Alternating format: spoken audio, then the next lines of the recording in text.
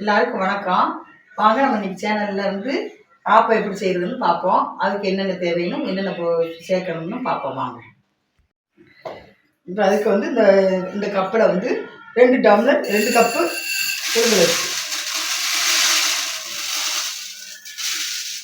புழுங்கலரிசி வச்சேன்.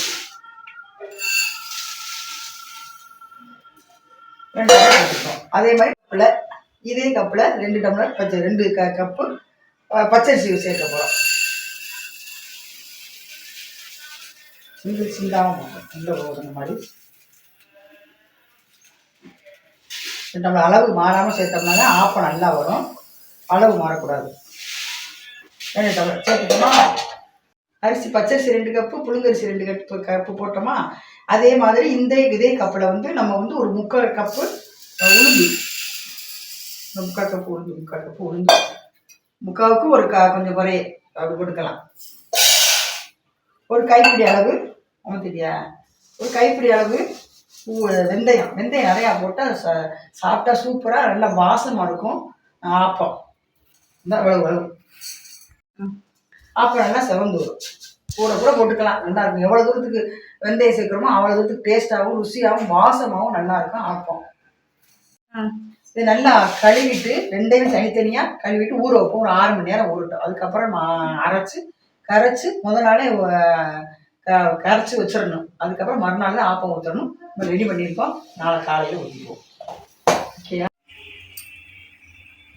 இப்போ நம்ம ஊற வச்சுருந்த அரிசி நல்லா ஊறிடுச்சு. இதை கிரைண்டரில் போட்டு ஆட்டி எடுத்துருவோம். நம்ம ஊற வச்சுருந்த உளுந்தும் நல்லா ஊறி இருக்குது. இதையும் ஆட்டி எடுத்துருவோம். அரிசியை ஆட்டி அள்ளிட்டோம். இப்போ இதில் தேவையான அளவு உப்பு போட்டு வச்சுருவோம். உளுந்து போட்டு ஓடிட்டுருக்கு. இதை ஆட்டி அள்ளி கரைச்சி வச்சுருவோம். நாளைக்கு காலையில் ஆப்பம் சுடுவோம்.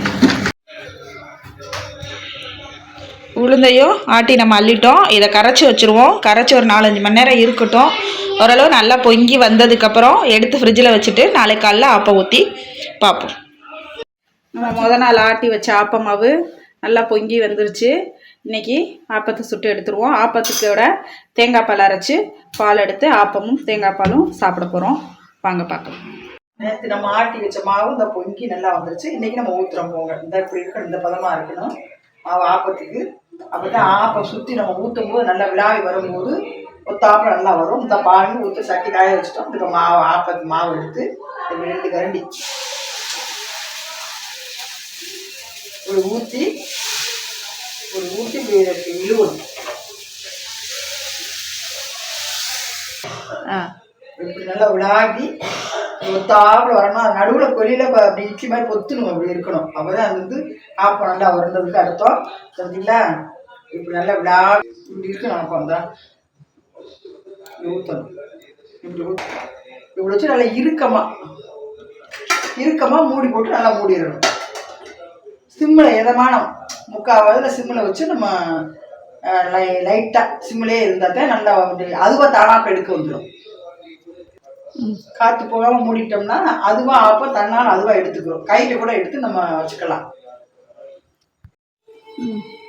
இப்போ ஓப்பன் பண்ணி பார்த்துருவோம் எப்படி இருந்துருக்குன்னு பார்ப்போமா. இதெல்லாம் அதுவாக எடுத்துச்சு பாருங்களேன். இந்த அப்படி அழகாக எடுத்துக்கு பாருங்க. இந்த தெரியுதா? இப்படி எடுத்துருந்தா அதுவாக எடுத்துருச்சு. இப்படி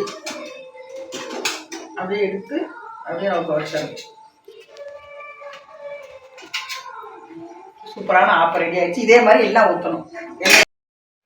இதே போல் நீங்களும் உங்கள் வீட்டில் செஞ்சு பார்த்துட்டு எப்படி இருந்துச்சு அப்படிங்கிறத கமெண்ட்டில் சொல்லுங்கள். தேங்க்யூ.